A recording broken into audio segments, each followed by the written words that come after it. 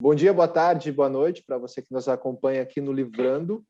Dessa vez a gente vai falar sobre o livro, conta um pouco das experiências que o autor teve dentro de um campo de concentração e também fala sobre a prática da logoterapia. E estão aqui comigo o Alessandro, o Ricardo, o Regis, e pela primeira vez participando e já dando as boas-vindas para a Nancy, que passa a integrar o nosso grupo aí de discussão e de leitura. Bom, gente, a gente tem por premissa contar um pouquinho da história do livro sempre, e Alessandro, começa contando um pouco do teor do livro Em Busca de Sentido. Bom dia. Bom dia. Primeiro, dar as boas-vindas à Nancy, né? Nós estamos abrindo o Livrando, o projeto para novos integrantes. Lembrando que o Livrando tem o objetivo de livrar as pessoas da ignorância, né? Então, despertar para que a gente consiga estar discutindo coisas que vão estar contribuindo na nossa vida pessoal e profissional. E esse livro, com certeza, ele também ele serve com propósito, né? Esse livro aqui, ó, ele consegue te traduzir um pouquinho a palavra propósito. Quem ainda não compreendeu o propósito da sua vida ou quem ainda está inquieto a respeito disso, o livro é um bom caminho para o início dessa descoberta. Por quê? Porque o autor ele retrata na primeira fase do livro a tensão de viver num campo de concentração e os 3 anos que foi estar inserido ali em condições subhumanas, passando por diferentes provações e ainda conseguir, tendo que achar um sentido para continuar vivo, para continuar lutando. Então, em algumas situações, o autor ele mostra que a gente, o ser humano, consegue sobreviver e consegue superar todas as dificuldades quando a gente tem um porquê, quando a gente tem um propósito. E é basicamente isso que o autor traz no livro, né, no decorrer dele. E a primeira fase ela é muito forte e ela nos traz uma reflexão também, porque às vezes nós reclamamos tanto da nossa vida e nós não percebemos que tudo que nós estamos passando, na verdade, eles nos condiciona para que nós possamos ir mais longe, para que a gente possa vir a crescer. E é aquela diferença básica, né, entre sofrimento e sacrifício. Eu acredito que esse é um contexto que seria ideal que todo mundo entendesse, que sacrifício é o que gera algum fruto na gente, que traz alguma transformação. E sofrimento, ele morre por si só. E o autor aqui é um exemplo vivo de que todo o processo de tudo que ele viveu ali dentro gerou algo maravilhoso, que gerou um sentido, que é a teoria dele, que ele traz ali no 2º capítulo em diante, e eu vou abrir para vocês para que a gente possa estar fazendo esse ping-pong. Boa, Alessandro, boa. Uma das coisas que me chama a atenção na primeira parte do livro ali é que as pessoas perdem completamente o sentido de humanidade, né?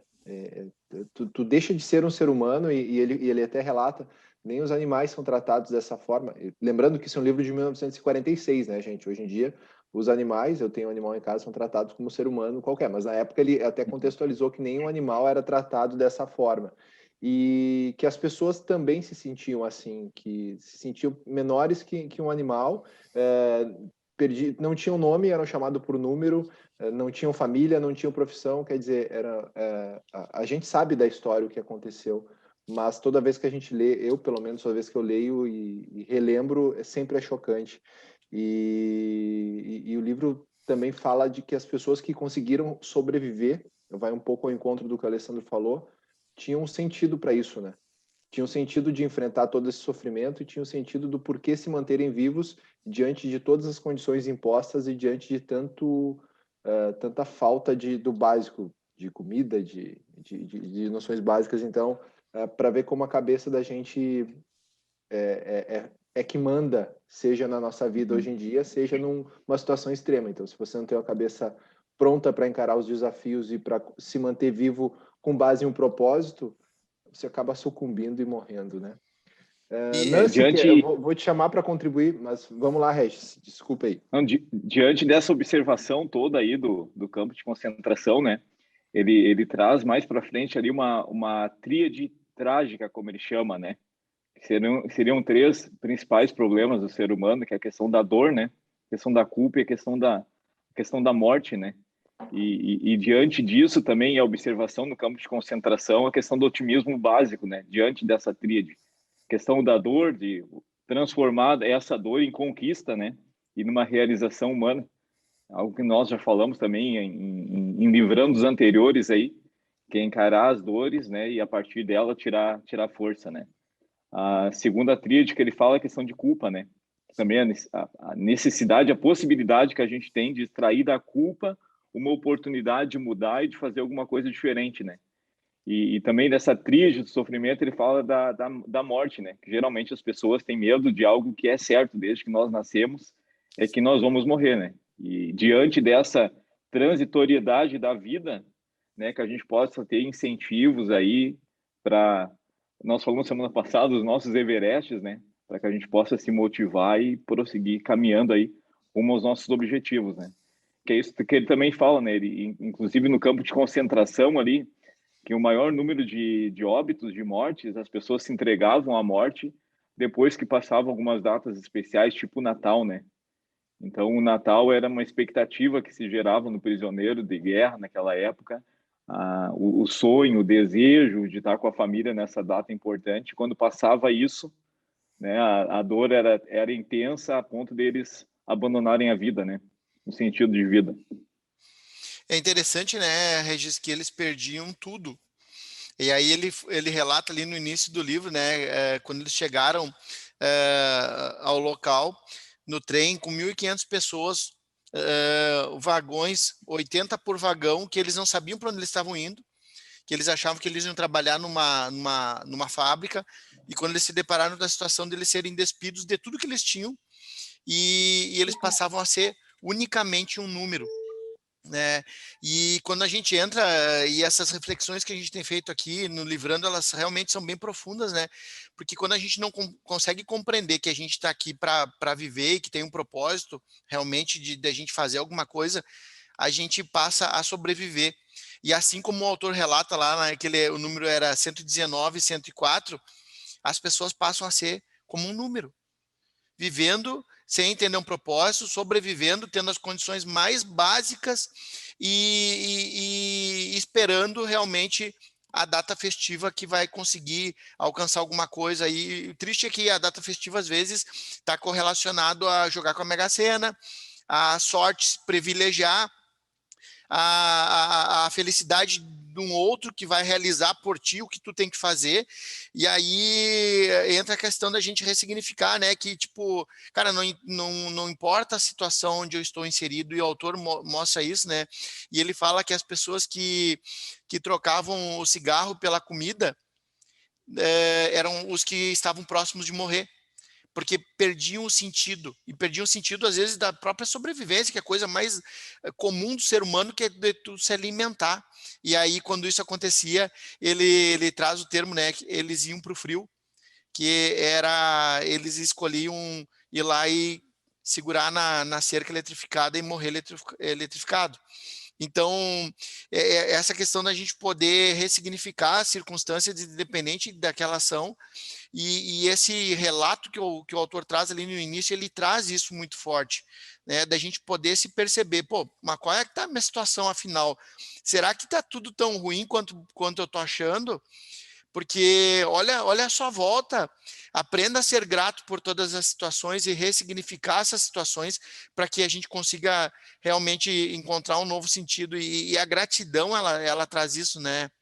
Nós já falamos também sobre isso, o quanto a gratidão ela transforma e o quanto ela faz com que a gente perceba que em todas as situações eu preciso agradecer e compreender o que isso gerou, o que está gerando, ou para que eu estou passando por tudo isso. O que eu vou tirar realmente de experiência disso que vai contribuir para a minha vida ou em prol do que eu tenho que fazer aqui na Terra. Cara, impressionante que isso tem relação com o livro da semana passada, a parte que tu Muito. falou, Dinho, as pessoas estão vivendo a vida, deixando a vida levar, esperando uma Mega Sena, esperando o fim de semana, da vida normal e uma vida abundante, né? Tem muita relação com o livro da semana passada, mesmo sendo escrito em épocas completamente diferentes, situações completamente diferentes, e aí as pessoas acham que é comum viver desse jeito, mas não é normal, né? O normal é ter uma Inclu vida abundante. Então, os dois inclu autores falam disso. É sim. impressionante essa correlação e eu não tinha me dado conta. Foi uma contribuição bacana, gente. Inclusive, assim, ó, dessa tríade trágica que o autor fala, né, dor, culpa e morte, eu anotei aqui que ele fala o seguinte, ó, que fazer a transitoriedade da vida, né, fazer da transitoriedade da vida um incentivo para realizar ações responsáveis, né, e não são grandes ações, não é o ganhar na Mega Sena. Tanto que o que mais incentivava no campo de concentração, eles lutarem pela vida deles, eram as memórias, né? Memórias de coisas boas e coisas simples. Era estar com família, era um banho quente. Essas pequenas memórias, essas pequenas conquistas é que dava força para eles continuarem caminhando, né? E tem um provérbio, né? Que não é no livro de provérbios, mas que diz que nós precisamos trazer à memória aquilo que nos dá esperança, né? Então, que a gente possa eventualmente revisitar o passado e ver aquilo que realmente a gente fez de produtivo, aquilo que realmente nos traz esse senso de felicidade, né? Que está nas realizações, não são grandes realizações, são realizações do dia a dia, né?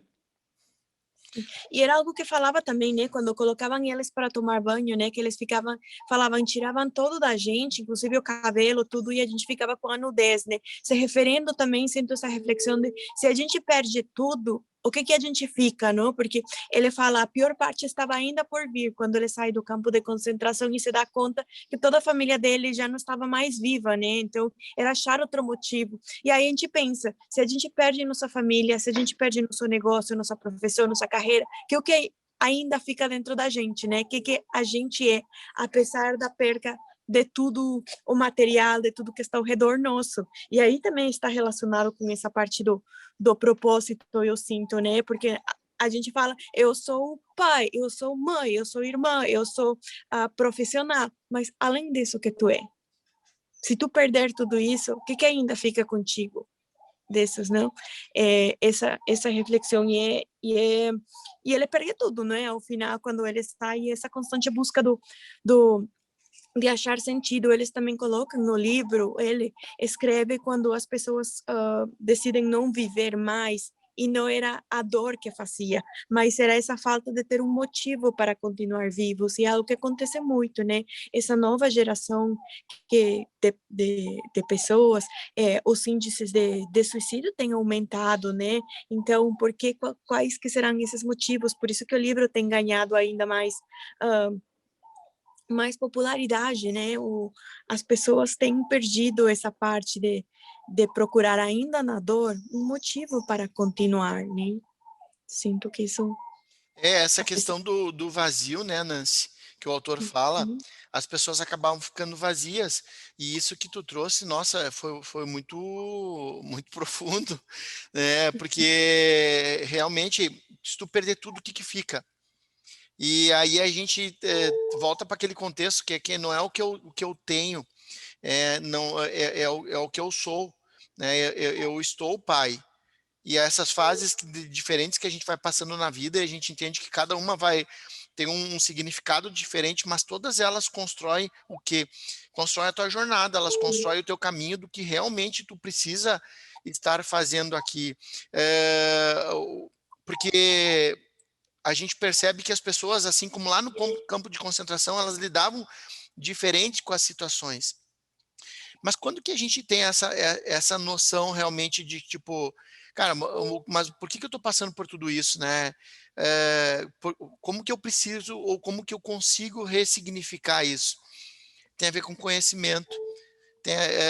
A gente sempre está falando, e é um dos objetivos aqui do Livrando, é que o conhecimento ele te liberta. Ele te liberta dos medos, ele te liberta das amarras, e ele te traz uma compreensão mais abundante sobre as coisas, e a gente começa a compreender, pô, mas os meus resultados, a exemplo do que nós falamos semana passada, né, eles são diretamente proporcionais ao que eu estou construindo. Mas e lá que eles não tinham esse poder de escolha? Na verdade, eles tinham. E o autor fala isso, que eles perdiam tudo, mas a única coisa que eles não perdiam era o poder de escolha, era o poder de entender o que eles estavam plantando dentro da mente, né? O que eles estavam pensando todos os dias, o que eles estavam construindo. E o autor ele faz uma correlação sobre a esposa dele que é muito forte, que ele percebeu que o amor independe da existência física e presencial, mas que é uma conexão espiritual que ele fala, né? Porque ele não sabia se ela estava viva, ela não estava presente, mas ele continuava conversando com ela. E aí o que o Regis falou, né? Ele se prendia a essas lembranças e às vezes o que fica realmente para algumas pessoas e no final da vida, principalmente, são as lembranças. Só que quando a gente consegue compreender um propósito, a gente percebe que é o que onde nós podemos nos agarrar. Mas e quem não teve lembrança ou quem não construiu coisas boas? Vai fazer o quê? Em que tu vai se prender? Né? Tu vai só lembrar das desgraças? Então, é esse sentido de ressignificar mesmo que o autor traz, que ele é muito, muito, muito forte. E outro segundo, fato...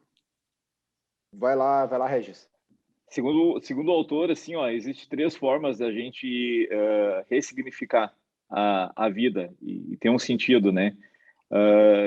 Primeiro, segundo ele, seria criando um trabalho ou praticando algo, né? Aí, quando a gente fala em criar um trabalho ou praticar algo, a gente fala sobre ter objetivos, né? E aí, de novo, a gente pode se referir ao livro que nós lemos na semana passada, que é ter o nosso Everest, né? Então, o nosso Everest, ele nos traz um sentido de vida, né? Segundo o autor, ainda, a segunda forma de ressignificar a vida é experimentando algo ou encontrando alguém, as nossas experiências e os nossos relacionamentos, né, que nos fazem crescer e também nos dão sentido à vida, né? O Dinho falou, né, a questão de família, o quanto isso é forte, né? O quanto ter um cônjuge é forte, o quanto ter filhos nos traz um sentido da vida. Eu costumo dizer que a gente muda totalmente depois que tem um filho, né? Só depois que a gente tem um filho a gente passa a entender o que é a paternidade e o quanto isso nos prende à vida, né? E quanto isso nos traz sentido à vida.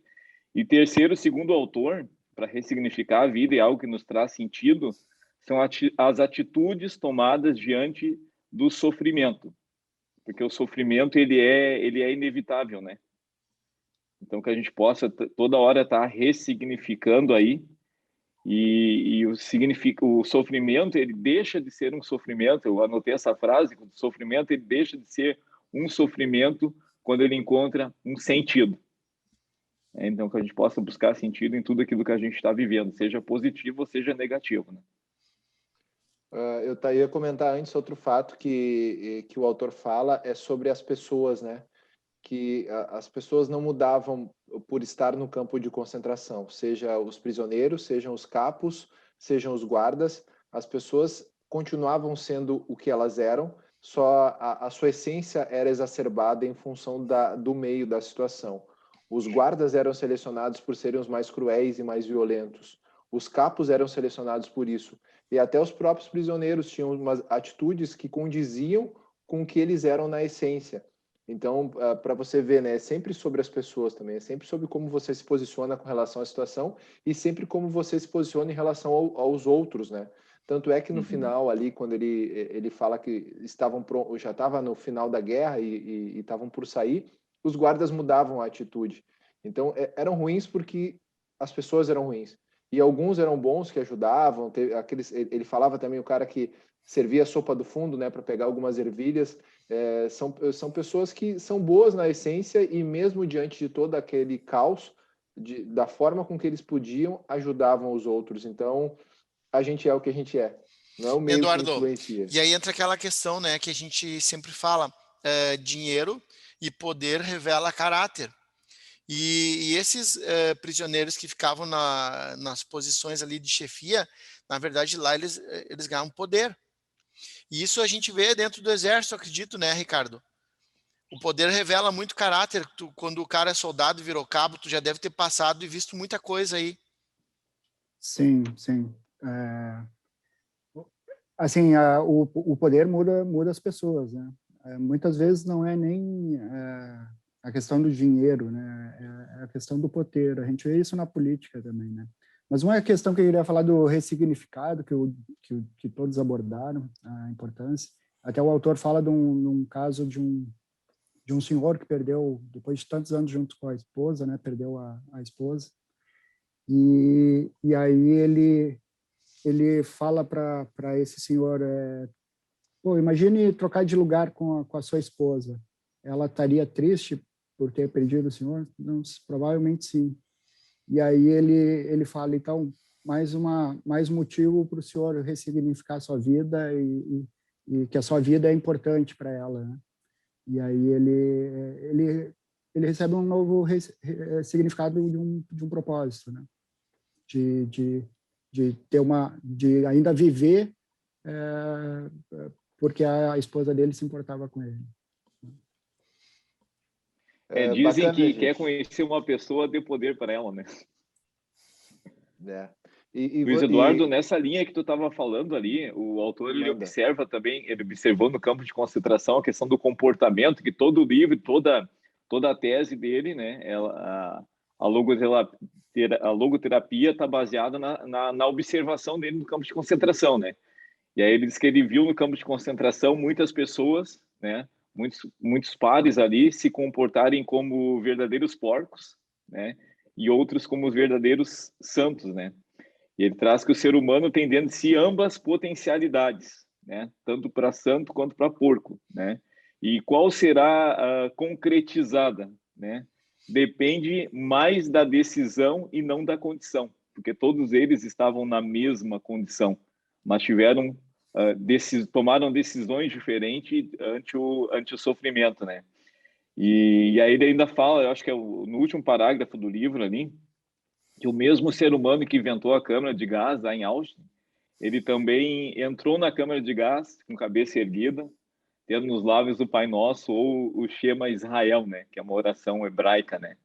Então, tá tudo muito relacionado assim às nossas escolhas, né, às nossas atitudes diante das situações, né. Que também tem algo a ver com o livro que nós lemos na semana passada, bem no início, o autor fala daquela, eu acho que era uma tenista, né, um velejador, né, que chegou no café da manhã e disse, olha, para o treinador, olha, hoje o negócio está ruim, o vento está soprando muito forte, né? E ele falou, tá, o vento está soprando forte só para ti ou para todos, né? Então, nesse sentido, assim, ó, que atitude a gente vai tomar, né? Que atitude a gente vai tomar? E quando fala em atitude, fala muito em protagonismo, né? De nós tomarmos a direção, nós tomarmos a rédea da nossa vida, vamos assim dizer, né? E porque a todo momento a pessoa precisa decidir entre o bem ou o mal, né? E a todo momento nós precisamos decidir também qual vai ser o monumento da nossa existência. O autor fala sobre isso, né? Monumento da nossa existência, que nada mais é que o nosso Everest, né? E no momento que nós definimos qual é o nosso monumento, é por ele que nós nos movemos, né? Então, por isso é muito importante a gente ter esse sentido da vida, ter objetivos, ter algo a buscar, né? Ele fala que no centro de concentração, aqueles que não tinham nenhuma perspectiva, eles caminhavam como se estivesse carregando seu próprio cadáver, né? Sem nenhuma motivação, sem nenhuma perspectiva de vida, né? Isso acontece na vida, a gente consegue ver pessoas assim, né? E fazer uma outra relação com a vida sobre situações que te expõem quem realmente tu é. Eu sou um cara que praticante de esportes coletivos eu praticava muito antes. E no futebol, senhores e senhora, brincando com senhora, né? No futebol a gente também vê muito como a pessoa é. Se o cara é malo, o cara vai ser muito malo no futebol. Até no trabalho, no dia a dia, ele consegue dar uma disfarçada, mas numa situação de disputa, ele se mostra quem ele realmente é. Se o cara é legal, ele vai ser legal também. Então, só para fazer uma relação do campo de concentração com algo tão corriqueiro, isso acontece. As pessoas se mostram como elas realmente são. Para dar andamento, a gente está chegando a 25 minutos de papo, tá? Para dar andamento à nossa discussão, ele fala depois da saída do campo de concentração e de pessoas que não conseguem superar, que buscam atenção pelo fato deles terem sofrido, que não conseguem voltar para a sociedade, que acabam sucumbindo também. Quem é que toca a partir daí essa provocação que o autor traz de, mesmo saindo do campo de concentração, as pessoas não conseguem encontrar sentido? De novo, de novo, rapidinho, assim, de novo, eu acho que está muito relacionado às nossas lembranças, né? Às nossas memórias, né? Tem pessoas que não conseguem sair do campo dessa situação por estar carregando coisas do passado ainda, né? Então, a gente tem que... e aí, de novo, é a escolha. Eu acredito que a gente tem que fazer uma triagem, né? A gente tem esse poder aí de triar e decidir. É uma questão muito, para mim, é uma questão muito de decisão. O que a gente vai decidir que norteia a nossa vida, né?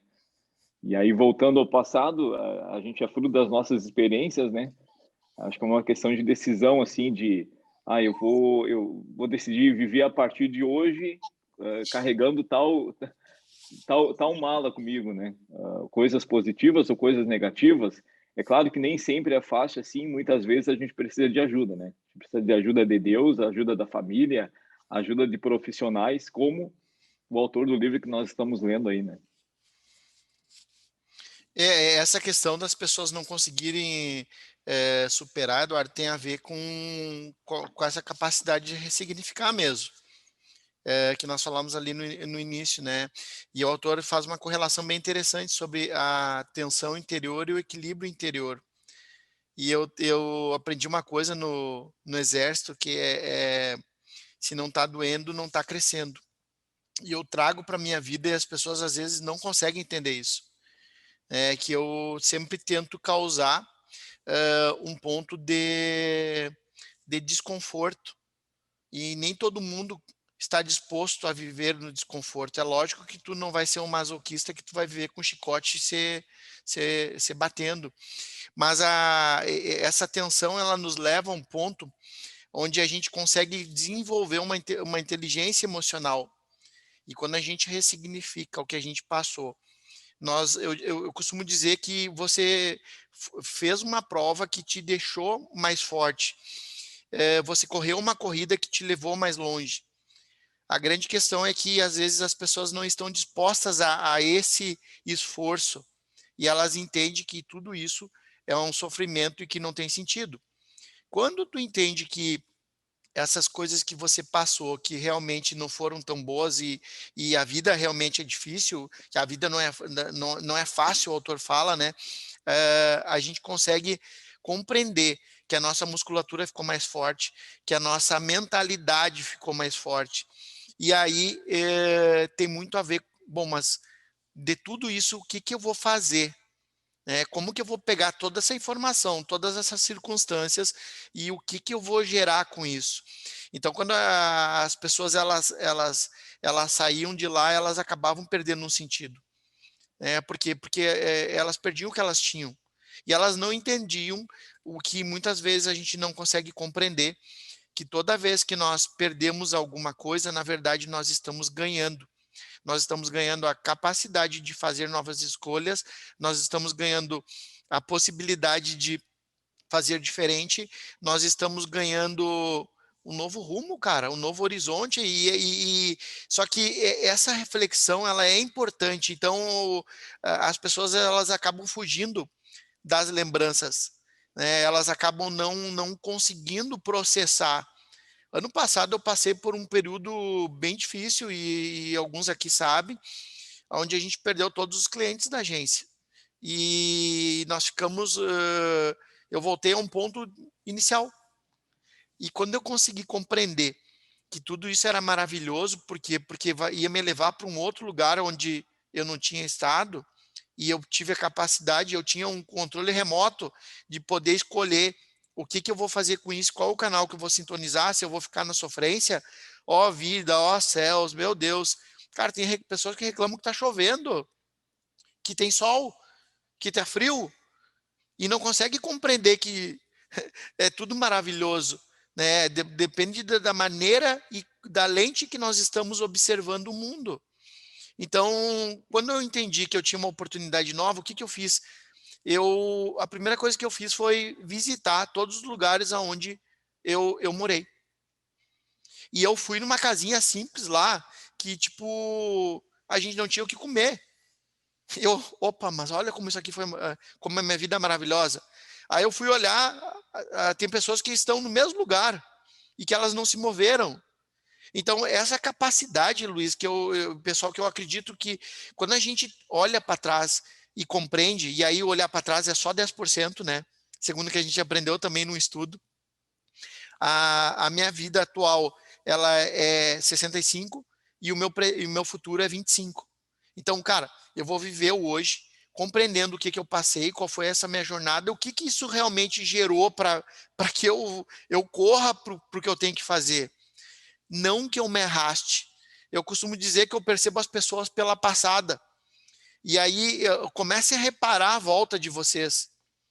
Cara, a passada das pessoas que conseguem entender o que estão passando e sendo gratas é diferente.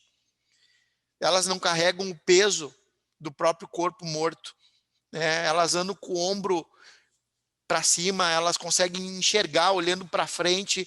Então, essa liberdade de escolha que as pessoas tinham, elas não conseguiam compreender, que elas continuavam escolhendo. Lá dentro do campo de concentração, a escolha era: eu quero continuar vivo, eu quero continuar sonhando, eu quero continuar com um propósito, eu quero continuar fazendo a minha parte que eu preciso fazer, porque todos os dias nós precisamos fazer a nossa parte. O problema é que às vezes a gente não faz. E aí, o que acontece? Tem as tensões e nós não sabemos lidar com as tensões, e aí nós simplesmente colocamos a desgraça na frente e cara, a tua vida vai ser uma miséria, né? No nosso curso que a gente fez, a gente percebeu, né? Todos nós temos uma metáfora. E eu acho que cabe para o ouvinte uma reflexão. Qual é a metáfora da sua vida? Qual é o filme que traduz a sua vida? Qual é o livro que traduz a sua vida? Qual é a música que traduz a sua vida? Talvez a nossa metáfora esteja errada, esteja no lugar errado. Talvez a nossa esperança esteja no lugar errado, né, Regis? Porque maldito homem que coloca nele mesmo também os seus... como é que diz o versículo bíblico? Aquele maldito homem que confia no próprio homem. Mais ou menos. Como é que é? Fala aí. Não, ela diz que não se estribes no teu próprio entendimento, né? Muitas vezes a gente está apoiado no nosso próprio entendimento, né? Confiando na nossa própria força, né? Que é o que o autor fala, né? Que o otimismo não pode ser resultado de ordem ou determinação, né? Não é o nosso determinismo que vai definir, né, o nosso futuro, mas sim as nossas atitudes, né? Ele também fala que esse otimismo não pode ser americanizado, né? No sentido que a cultura americanizada e hollywoodiana aí e Disney, né? Que nós precisamos ser felizes em todos os momentos, porque as frustrações, elas fazem parte da vida e nos fazem crescer, né? O Alessandro falou, crescer dói, né? Nós aqui talvez não lembramos, eu não, com meus cabelos brancos, tanto da minha época da adolescência, né?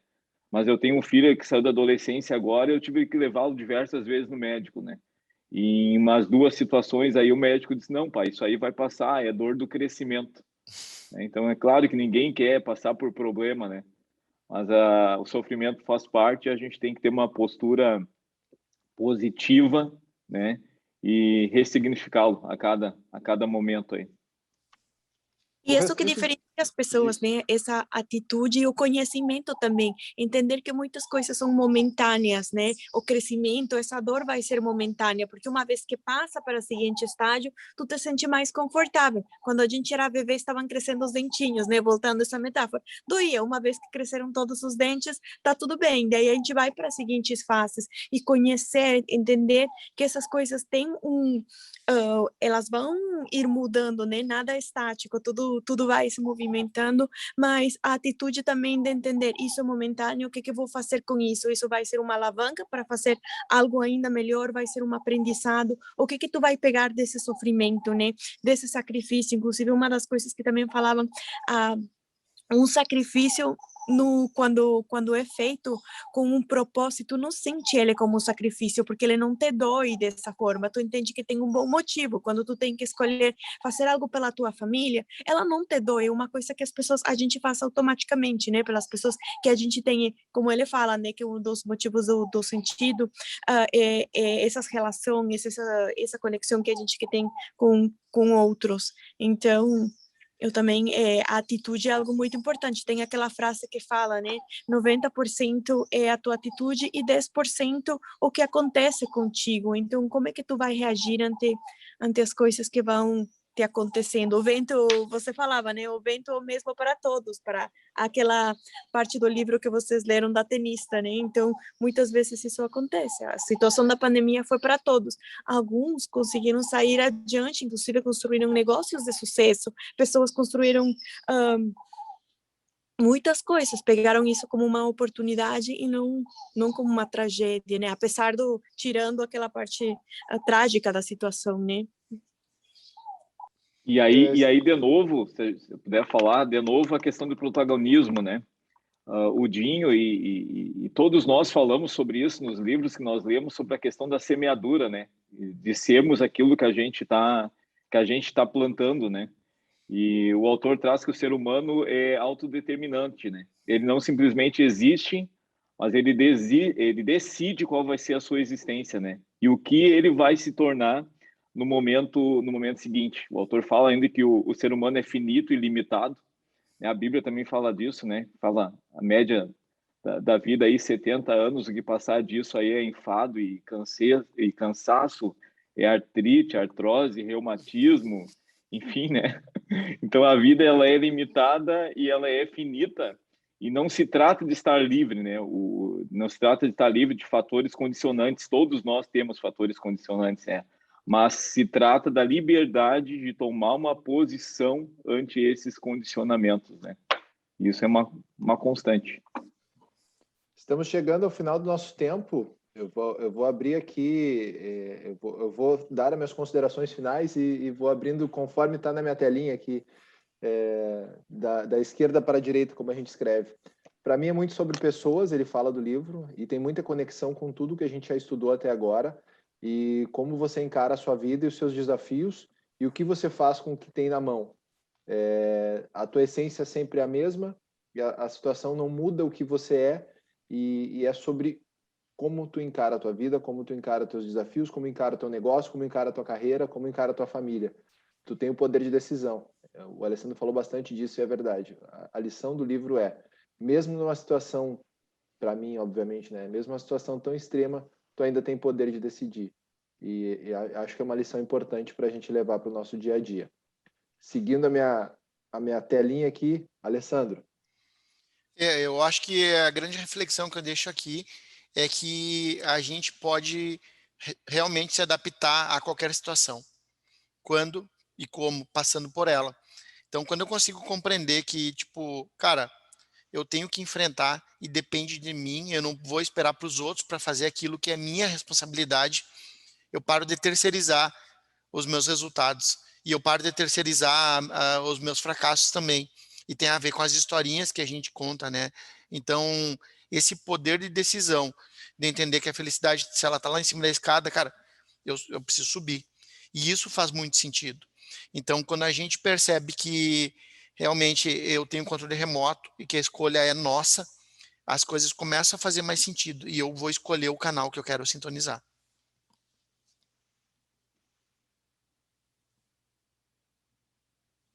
Oh, tá desativado o áudio. Desculpem, estava desativado. Ricardo. É só frisar essa questão da dor, né? Que quando você não sente dor, você não... da lepra, né? Você não sente dor, você acaba ficando doente, né? Então, a dor ela é importante para você não ficar doente e se cuidar. E ontem mesmo eu ouvi o Thiago Nigro, né, nas redes sociais dele, fizeram a seguinte pergunta para ele: o que você fala para um investidor que está iniciando? E aí ele disse: a primeira coisa é o incômodo. Não adianta nada a pessoa não se incomodar com a situação dela e procurar conhecimento para melhorar a sua questão financeira, né? E outra questão é a questão do sacrifício, né? Que o sacrifício ele tem que gerar uma conquista, né? Então até a gente tem esse sentimento de que quando algo vem muito fácil a gente não dá valor, né? aquilo que você conquista com sacrifício, você acaba dando valor. Só isso. Obrigado. Regis?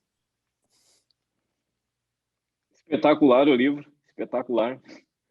Comecei a ler e disse, pai, onde é que a gente vai parar, hein? E realmente, assim, ó, fica a dica aí, né? Fica a dica dessa semana aí, extremamente importante, em busca de sentido, tá? Mudou uma metanoia aí, né? Mudou bastante coisa na minha cabeça aí, na minha perspectiva. E anotei uma frase do autor aqui ainda, né? Na vida, nada pode ser desfeito, nada pode ser eliminado. Ter sido é a mais segura forma de ser, né? Então, que a gente possa aproveitar esse tempo que a gente é, né? Essa transitoriedade da vida e procurar vivê-la da melhor maneira possível. Ótimo. Nancy?